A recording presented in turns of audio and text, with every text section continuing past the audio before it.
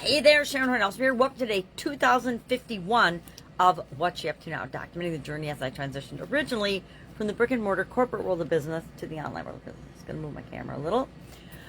Today we are talking about, and I shared 10 different confidence building idioms in Supersize Your Business. Many of these we've covered before. I'll just briefly read them quickly.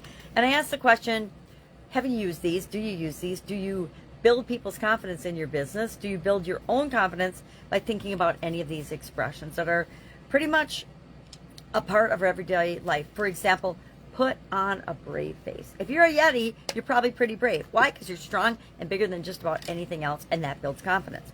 When you're a skier, an Olympic skier at that, jumping off the side of a mountain and going really, really fast down that mountain takes putting on a brave face, right? And looking serious, envisioning it in your mind to create what it is that you want to have happen. And we do the same thing in our businesses.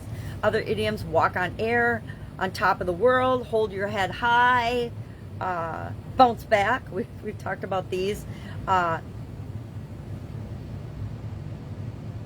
into your own, find your footing, get your act together, turn the corner. I think turn the corner we maybe haven't covered. We might cover that one this month. Come out of your shell. We've definitely covered, I think, all of those. I think we've actually covered all of those. Maybe not hold your head high or turn the corner. And I don't think we've actually talked about put on a brave face, which is from the 19th century, the mid-19th century. It just shows a strength to the outside world that we might not necessarily be feeling inside. Whenever I start a presentation, I put on a brave face, right? I'm confident. I know what I'm talking about. But I'm probably feeling a little more nervous or energized than when I just get into it and start talking and sharing. Even though we might have internal misgivings, we still show up confidently when we're sharing with other people. At least I hope we do.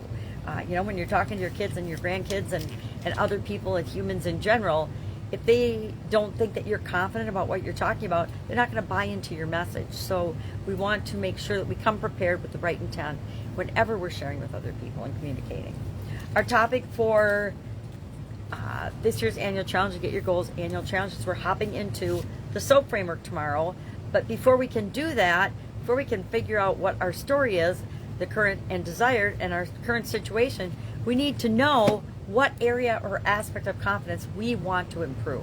So we talked about brainstorming and coming up with, and I shared a bunch of different categories to pick the area of confidence we want to work on. I don't know what mine's going to be yet. I haven't decided. I'll decide today, before tomorrow for sure, because we'll hop into the SOAP framework tomorrow. That's it. That's all I've got today. We're coming off a holiday weekend, so busy. Whenever we have a short week, I feel like I start off a day behind, but I'm never behind, right? I create my own time, my own schedule, so it doesn't matter. I just set my own sense of urgency and my own sense of what has to get done when.